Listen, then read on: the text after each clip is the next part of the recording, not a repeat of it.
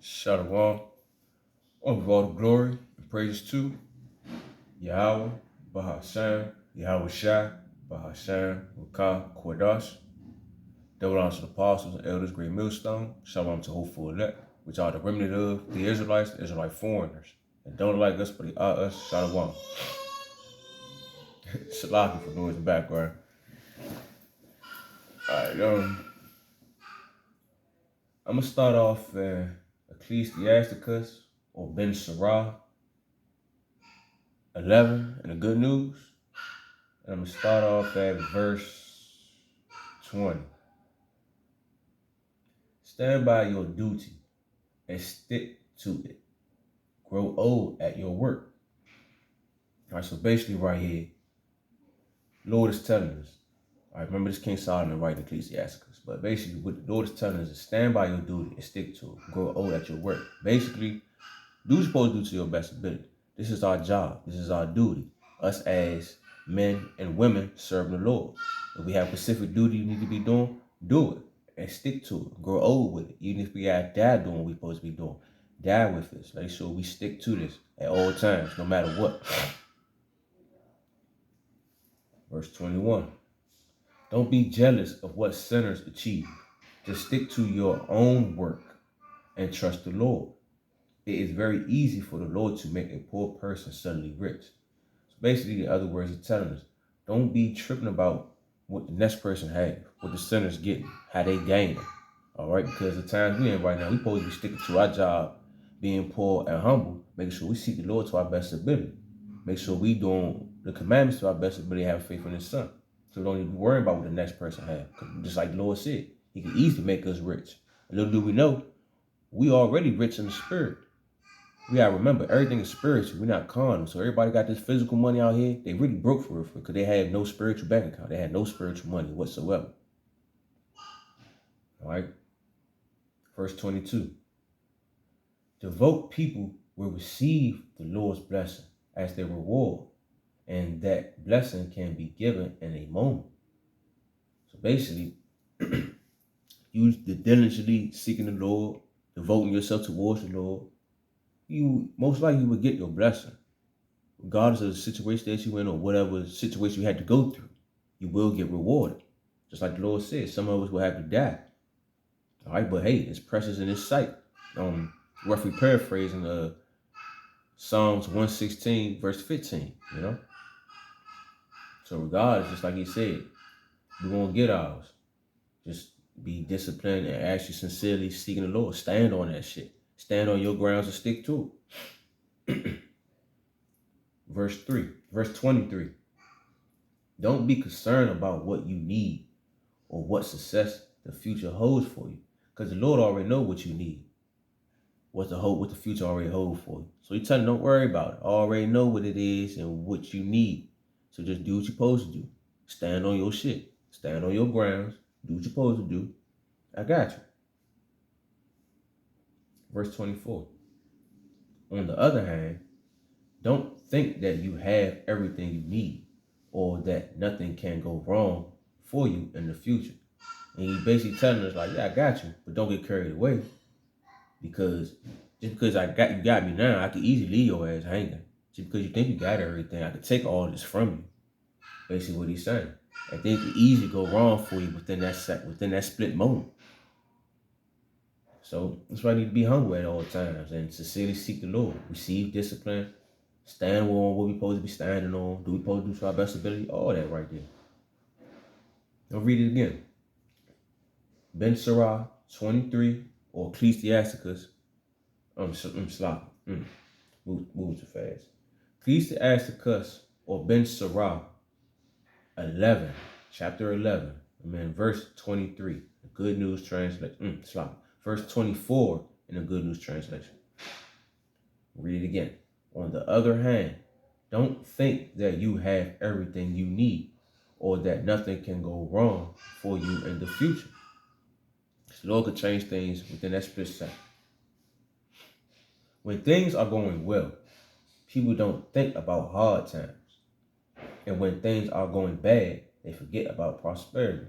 So most of the time, the average human, the average chick out here, when they got it good, they're not thinking about bad things going on, the troubles about what's about to come or what could happen or what's going on in the next individual. They're like, shit, I'm good. I ain't got to worry about that shit. Not even paying attention that you can easily be taken from you. Just like with the people that's going bad. They forget about the good that's coming. And that's some of us right here in this truth, for example. We see all these troubles and how the Lord chastising us. And it's to the point where some of us might think like, the Lord ain't about to save me. The Lord ain't about to help me. And that's right there, the proof of how we forget about prosperity. Because at the end, we're supposed to be prospering from all these troubles that we go through once we endure. And sometimes we can forget about that. That's why the Lord says sometimes you be going good and you forget about the bad. Sometimes you're going bad, you forget about the good. That's why we need to be standing on our toes, doing what we're supposed to do to our best ability, having faith in His Son, and for the men, edifying. And for the women, do what the woman is supposed to do. No?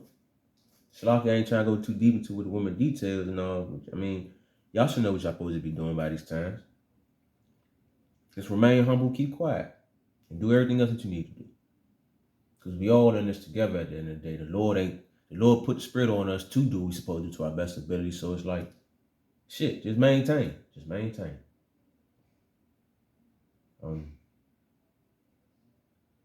Verse 26. The Lord can easily wait until the day of our death to reward or punish us. So regardless, He can wait till the last moment and give you what you need or fuck you over. That's why it's best for us to stand on what we're supposed to be doing and grow old with this stuff, because there's nothing else out here with this. There's nothing else out here in this world for us. So we need to just focus on what's to come. All right, and it's basically what He's telling us. He can easily change everything. Verse 27. At the time our deeds are open for all to see, all our happiness can be erased in that moment, in that one moment of misery. Like, just going a little deeper onto how you can easily forget the good time that you had and easily forget the good time that's coming if you're going through bad things. It's like if I say that a little off, but you get what I'm going at. All right, so basically, in order for us to maintain and stand on our duty that we're supposed to be doing until we grow old, or until we die, or until the Lord comes save us, or whatever the fact, until the Lord get here and do what we need to do, we need to maintain the fear and be diligent in seeking the Lord. Be devoted to the Lord. All right, because if I'm about to go to Ecclesiasticus 27:3. Yep, 27:3. Let me just get in the King James Version, 16:11. But Ecclesiasticus 27, verse 3. Unless a man hold himself diligently in the fear of the Lord, his house shall soon be overthrown. So if you're not having fear of the Lord, you're not diligently seeking, meditating, do what you're supposed to do to your best ability, it's going for women too. All right, man and woman. If you ain't diligently seeking the Lord, making sure you learn and edifying yourself, make sure you know what you need, make sure you know what you need to know, you will be overthrown, because you wasn't standing on what you're supposed to be doing. You wasn't sticking with this. You wasn't growing old with what the Lord giving you, basically. And that's why your house has been overthrown. That's why He's telling us. Be diligent and stand on this. It's like you reach a silly meanness so you can be saved, or you get your ass left behind. Get rewarded or get punished. All right, there's two more precepts I wanted to grab. Was it two?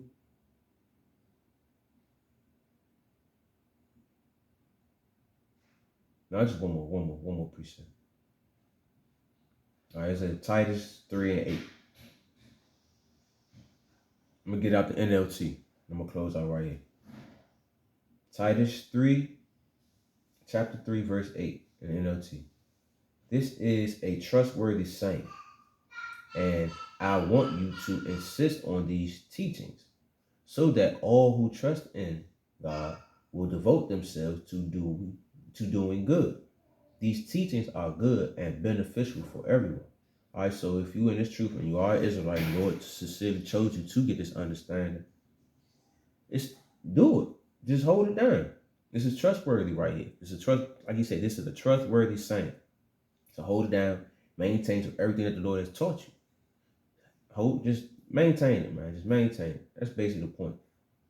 But I want to go back to the very first precept. Ecclesiasticus 11 and 20 in the Good News Translation. Stand by your duty and stick to it. Grow old at your work. Don't worry about the next person. Just do what you're supposed to do to your best ability. All right? So hopefully that was straight to the point. It wasn't going all over the place talking too much. You get the whole point. Hopefully. I'm not just saying that twice. My brain all over the place, my damn self. But yeah, hopefully that was edifying. I want to give all the glory and all the praises to Yahweh, Bahasham, Yahweh Shai, Bahasham, Wakah, Kodash. Double honors to the apostle, elders, great millstone, Shalom to hopeful elect, which are the remnant of the Israelites, Israelite foreigners that don't like us, but they are us, Shalom. Yeah, another thing too, I just want to say, Dawada, Yahweh Bahasham, Yahweh Shai, for even giving me the spirit to maintain and stick to this word, man, because it's something I've been seeking for all my life. So, Lord's will, I maintain and do what I'm supposed to do and stick to this and grow old with this, you know? So, shit, Shalom.